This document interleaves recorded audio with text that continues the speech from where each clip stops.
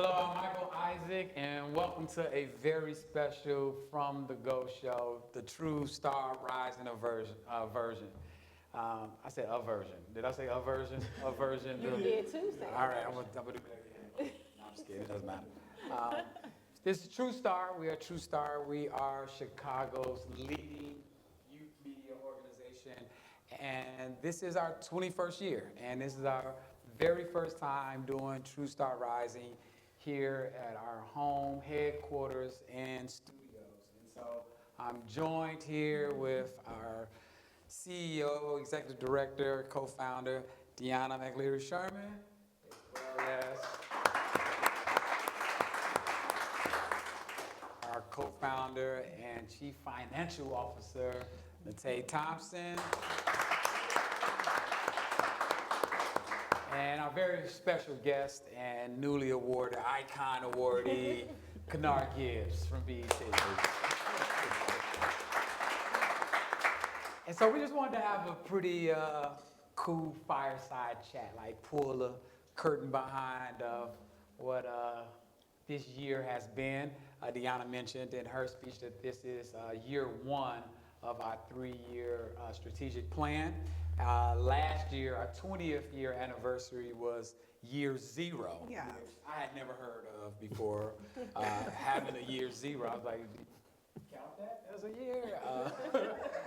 And boy, was it a 0. It was a lot going on. We learned a lot. We changed a lot of things, and we were just very excited. Q4 last year to just really get to year 1, January. And it all went downhill with some ice. We had a great holiday party, welcome back. It was our first time back from Christmas break. We had a team building event. All the staff came. We all were here. I think it was Monday. And Wednesday, we got a call. Deanna said, we have some bad news, Michael. I say, already? This is year 1. This is 8th, January 8th. I say, what happened, Deanna? She say, Na-Tae broke her ankle. I say, Na-Tae broke her what?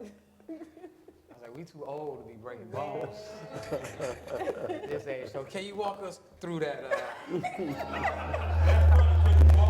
Right. No pun intended. Can you walk us through you breaking your ankle? What happened with that? Oh, God. Take me back to the day. On January 8th, about 6:45 in the morning, I know specifically because I was taking Jaquil to school. Mm-hmm. So, do my normal walk in front of my house, go to get in the car, I see the block of ice sitting on the ground. I've walked on ice my entire life. It was no big deal. I had on boots. It was winter in Chicago. And I stepped on the ice with my left foot. And my body went this way, and this leg went that way. And the way that I fell, I heard and felt it pop. And I was done. I just laid on the ground. I told Jaquil and my husband, I was like, just leave me here till the ambulance comes. Don't touch me. I don't want to look at it. I'm just going to lay on this cold ice until the ambulance came. So my son rode in the ambulance with me. I was like, call my mama, call Deanna, call my grandma. Those are 3 calls. And have you ever broken anything in your body before? No. Never. It was tragic. And I did everything in my power. Like, I didn't freak out until my freak out was when I was in the emergency room. And I started thinking, like, they're not going to give me enough medicine, and I'm going to feel everything they're about to do to me. And that's why I freaked out. Like, the pain was more, I was more in shock that it happened, and I didn't feel the pain. And they was trying to take my boot off, and my foot was going this way, and I was just like, I couldn't look. I to this day, like, my husband has a picture in his phone. I haven't looked at it yet. But one day I'm gonna get the energy to look at it. I do look at my X-rays though, because I got 10 screws. 10 screws right here. In addition to me being about 75 years old, I got 10 screws, so my recovery is taking a lot longer than what you would tip because I had surgery and it broke a tooth. the dumbest entry ever. Man. But welcome to 2025. That was our welcome to 2025. Na-Tae break. So you can't go. You go through airplanes. You setting off all along. Right. 10 screws. I got 10 screws in it. I gotta walk around with my X-ray like, look, I'm not.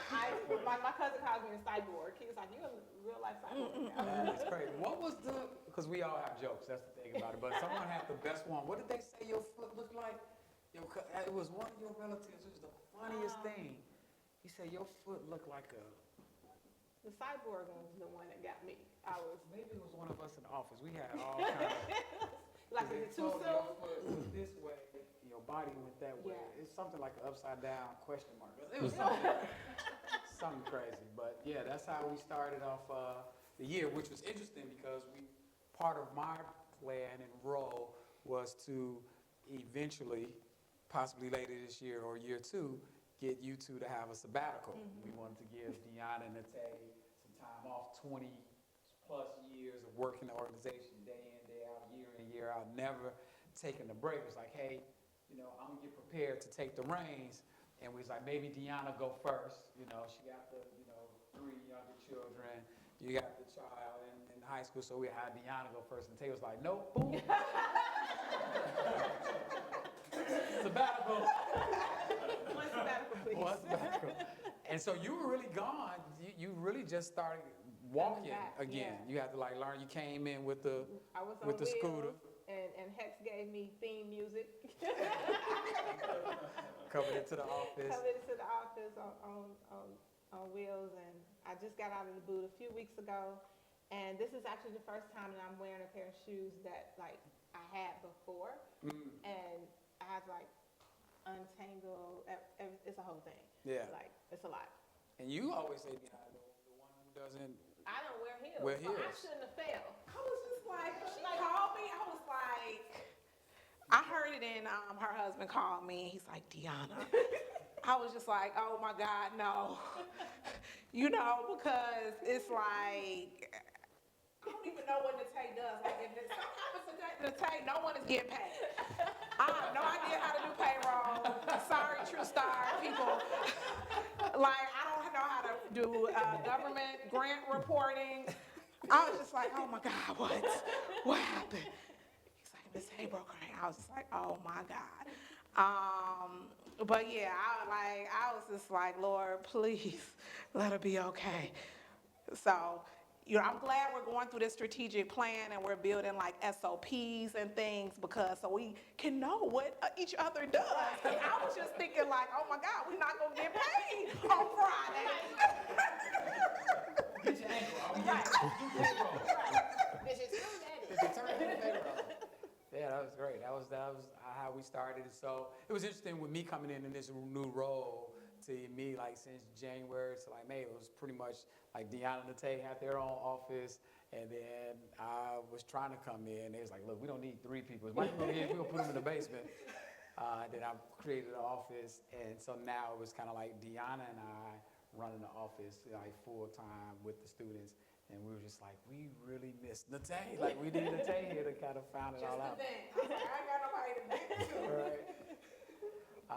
The other thing that happened, very interesting thing this year for us, Deanna is very, you say frugal. You say frugal, that's a positive word, right? Frugal. And she has been driving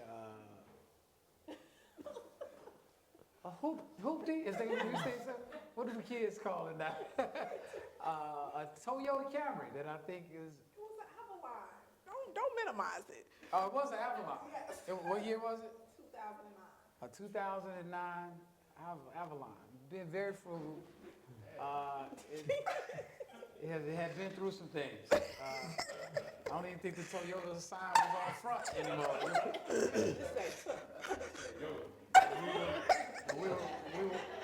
It's one of those cars where you're like, don't valet. We're parking around the corner. I'll drop you off and then we come. But we have been just talking about things, and Deanna finally got a new car. Everybody finally got a So it wasn't brand new. It's not brand new. What did she get? What she get? I got a 2022 Acura. Acura. MDX, Mm-hmm. third row. Yeah. My babies. Okay. Black interior, so if they spill something, I won't have to choke them. You know. So what was it like when you got in the car? You told me when you had to take the old car and then to get the new car, you got in the old car, you have to been in the new car. What was that? What was your thought? I was just like, how did I do this for so many years?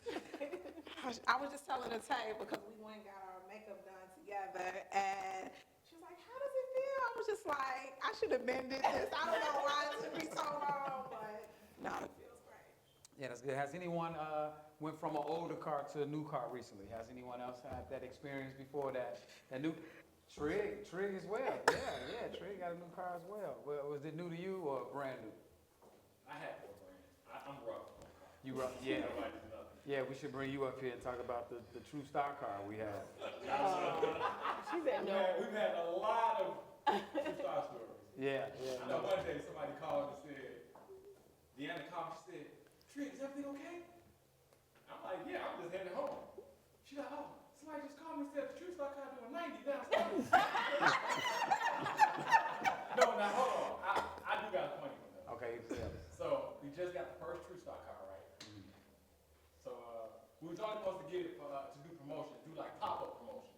So we weren't supposed to do what we was doing in it. I was doing distribution in it. So I was taking the True Stock magazine to every school in the city of Chicago, every hot spot where teenagers at. We was everywhere. I done put, now Deanna car that she had, the 2009, right? So we had a partnership with Toyota, Power 92, you know what I'm saying? The car was wrapped beautifully and everything. So I was parked in front of my friend's store, Nicole. She had a shoe store on 45th and Cottage Road, right? So she busted a U-turn in the middle of the street in her car, in her Hummer. And it was In pink. some kind of way, she busted a U-turn and ran right to the front of the True Stock car. Oh no. The very next day, the guy from Toyota says, told Deanna, he said, bring the car up to the shop so we can just check it out. And I said, oh no. They want to see the car? So I pull up, me and Deanna. They loaned us the car. It was a loaned car Oh. as a promotion. They paid $4,000 for the wrap, right? So this is why I love True Stock, for real. So I'm feeling like trash, right? And honestly, I was driving the car for my personal use too. Okay. So I'm taking my daughter to school, everything. So now I'm being honest. So the mileage is way over what it's supposed to be, right? They letting us use the car for promotions. We doing distribution. I'm taking my daughter to school. Bro, when we went to set with the guy, he said, okay, he came and looked at the car, he saw it, he was like, but that wasn't even nothing major. He said, cool, we sitting down. He said, let me check the mileage. He looked at the mileage, he said, Deanna, what year car you drive? She said, oh, 2009? He was like, how many miles you got on it? She was like, oh, only this many thousand? It wasn't even a lot of miles. Right. He looked at the True Stock car. I had it for like 4 months. That boy said, do you see the mileage on this car in 2010? And you got yours in 2009. I'm saying, she ain't got no miles on hers. I'm like, I'm past her mileage already. In 4 months. So then he took my ID. He ran my license. He just said, where's your ID? He ran my license, whatever. Why my license was suspended? I didn't even know my license was suspended. It's terrible. So I'm in the chair like Fred Flintstone. I'm like, I'm down. Well, I'm looking like, but yeah, I'm like sister. She didn't make me feel small in no form or fashion. She told dude, she said, you know what? We buying the car. Stop talking. We don't got to talk no more. Right. We made a mistake. We buying it. Because all they was going to do was take the car. He was literally taking the car. He said, let me get those keys up out. I said, hey, I'm with my boss. I'm like, but she stood tall with me. 100%. Just bought the car flat out. Wow. Yeah. Saved me. I didn't save me. Hey, Odie, we can edit that part out.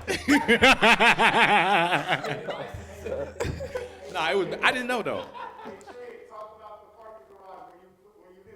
No. No. Thank you, Trey. Let's talk to our special guest. Talk to Kenard Gibbs here. Mike, do you still do comedy, man?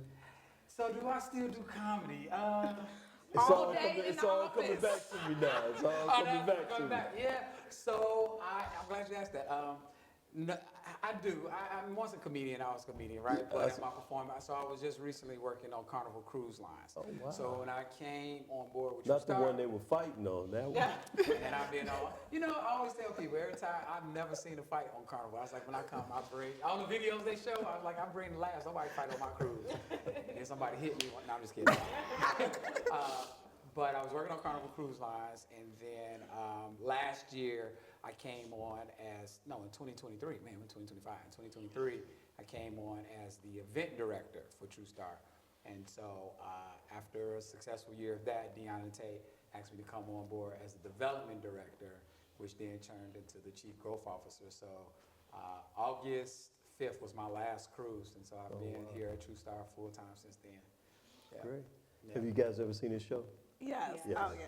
We went to elementary school together. So So always a show. yeah, so Yeah. I used to hate him because he changed his name, but his last name used to be McRoyal, and I was McLary.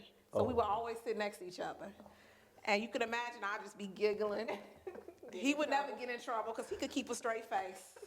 And I would always be the one getting in trouble, laughing at him. And I was just thinking, like, I hope you do something with this funniness of getting me in trouble. So I'm so happy that he did something with it. And I always say Deanna's my first fan. Yes. She was the first person laughing. And a lot of times I'll just be doing things on the slide, but Deanna has a very distinctive laugh. And I would just be like, you getting us both in trouble because you laughing and they know it's me. And then Na-Tae and I went to high school together. She was a couple of years ahead, so it just all came together with me being a part of TrueStar after they've carried it to the 20 years.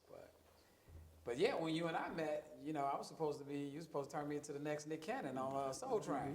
We were trying. See what happened was. We were trying. Yeah. So what have you? I know Na-Tae, you have more of the connection. Yeah, I think before we met, but we met some years through a mutual friend, through the Yep. comedy and things, and then we end up meeting in New York. So I know we've had when they was like bringing Kenard. Yeah, I was like, I know Kenard. So what would you say was kind of like your path to where you are, if you could kind of like take us through that in that entertainment space? Yeah, it's been entertaining, without question. I started off actually in banking here in Chicago. I'm a Chicago native, Southsider, and went away to school out in Massachusetts, came back here. I started off working at the Northern Trust Company. Was super bored, 9 to 5, ended up going into advertising. I went to grad school at night and ended up going to Leo Burnett, where I was in the advertising business, and was just intrigued by it because I didn't know anything about advertising. I didn't know what advertising agencies did. Only thing I knew about advertising was Daryl Stevens on Bewitched was an account executive. And I felt so ignorant when I went to go work there because people had been vying for these jobs and da-da-da-da-da, and I had no clue. I ended up meeting the head of HR at a function, and he ended up hiring me. Maybe I was funny or something, I don't know. But that started my whole career in advertising and media. And from that, you talk about the power of relationships and that you develop. I had interned in New York City my senior summer on Wall Street, and I had met these young brothers that all went to FAMU, and we all got together and hung out a lot that summer. And they went on and took jobs in New York, and then they started this magazine called Urban Profiles. And it was a brother by the name of Keith Klingscales who went on to be hired by Quincy Jones to start Vibe. And as soon as he got that opportunity, he called me because I was the only person he knew in Chicago that knew anything about advertising. Wow. And I was still working at Leo Burnett at the time, and he said, hey, we got this opportunity to start this magazine, and it was all about hip hop, and I was definitely a hip hop head. at that time, even being from Chicago. So, you know, I just gotten married. My wife was like, "You gonna quit your job and do what?" And I was like, "Yeah, we're gonna do this hip hop magazine." You know? So, well, I didn't know how long either was going to continue. The marriage, right. But thankfully enough, the magazine took off like wildfire. We had a Chicago office, and that's where I met Na-Tae. And when you came to see me to talk about going or leaving from New York, little did I know I would be heading to New York to go head up the magazine. And that was a real incredible time, period, for hip hop, to see the ascent of the culture go worldwide. We took that magazine to heights that we couldn't even imagine in terms of its impact. Fashion, we would go to Milan and Paris to the shows, and there were no other black magazines that sit in first row with artists and this and that. So it was an incredible experience. Tried to buy the magazine when Quincy wanted to sell it, was unsuccessful at it. You know, like most things in life, you learn, you have some successes and some failures. At that time, it was the worst thing that could have happened in my life, right? We raised about $100 million, and we still couldn't get the deal done. Wow. It was a blessing in disguise, though, right? As we know these things are in life. I was devastated, but I learned so much. You pick yourself up, partnered with two other people. We started a production company in New York called Mad Vision Entertainment. We then were, through raising, how to go out and raise money, we learned, I learned a number of valuable lessons, but was connected to Clarence Avant. I don't know if any of you all have seen The Black Godfather. But I had the great fortune through Quincy Jones. It was Quincy Jones' best friend. I worked for Quincy Jones, but I got close to Clarence Avant for some odd reason. He just really had a special place in my heart. And he said, hey, he had mentioned to me in a phone call, he said, Don Cornelius, I'm helping Don sell Soul Train. I said, oh, okay. And I just was like, wow, he's selling Soul Train? I was like, yeah. So in the course of going out raising money, we met like the next day with a private equity firm. I'll never forget this, in the Chrysler building. We were on this incredible, out looking between the Hudson and the East River, it was like something out of a TV show, right? Yeah, yeah. And I'm sitting there and we're pitching them and we're trying to just raise $5 to $7 million, right? And they were, you guys, blah, blah, blah, presentation went well, but they're kind of giving us the old, okay, this has been great, thanks. And as we're walking out of the door, one of the partners says to me, he says, but hey, if you guys are ever looking at an acquisition or anything like that, give us a call. We think you guys would be great partners, right? So we're kind of like, okay, and we're starting to walk out, and then something just hit me, and I said, you know what? As a matter of fact, Soul Train. We're looking to acquire Soul Train. He was like, what? And so we ended up sitting back down, and things moved very, very quickly. And, it was one of those stories that was just meant to be. And negotiated with Don, had the privilege of meeting him for like 9 months. It was his baby. It was something that he had created, so he had very, very close ties to it. And I never will forget, and I don't know if many people know this, Soul Train started off in Chicago, of course, and it was a daily show. It was daily, and it was high school kids. And they had pennants on the wall from DuSable, Hyde Park. My mother taught at Parker High School. And I remember as a kid coming home and her pointing out to me different students in her class that had either didn't come to school that day or left school early so that they could dance on Soul Train. Wow. And I remember telling Don that story, and he looked at me and he said, you really do know Soul Train.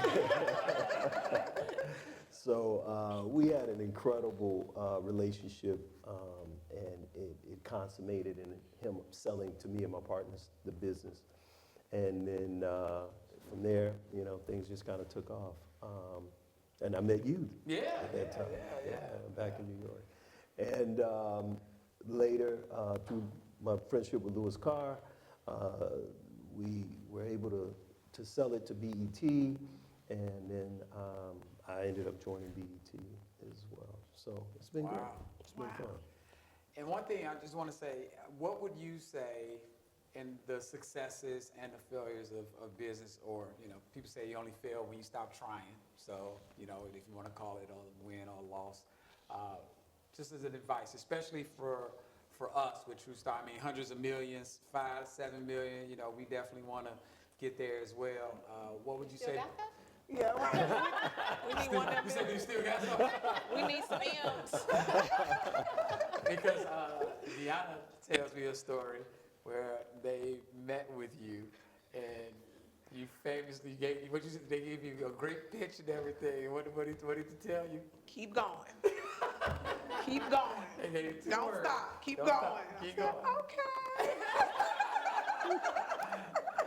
And you use that for Yeah. fuel, you know, Yeah. to keep going. But that's words lived by. Obviously, you kept going. But is there anything else that you would say in this realm of things, whether it's nonprofit organization and fundraising, business overall? What would you add to that? You know, what I had shared earlier was truly from the heart in terms of so much respect for a vision. And having known you all and seen your grit and seeing your resilience. Because a lot of times that's the only thing that motivates you, your vision. Nobody can believe in your vision. But if you put the work in, and then it's amazing how when you put the work in, how people then come to your vision. Right. Almost like a firefly to a light, right? But it's you and the spark that you have that is the real driving force to that. So that's all I can say. Keep going. Keep going. Keep going. Keep going. Keep going. The sky's the limit, you know. And you come across and you meet just some of the most incredible people in your journeys. And as long as you keep going, you know, as they say, fall up. Yeah. Don't fall forward. down. Right. Yeah. Wow. I appreciate that. And in respect of time, I know Yeah. we're at the 9 o'clock hour. We wanted to just give you all a sample. You'll see it live. We're going to put a video up of this as well.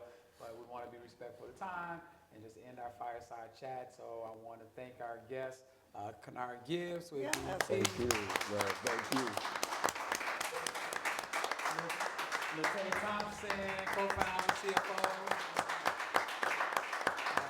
Deanna McLeary-Sherman, co-founder, CEO, and myself, Michael Isaac. Thank you all for joining us here at True Star, Chicago's leading youth media organization. Thank you all for joining us. All right. Thank you.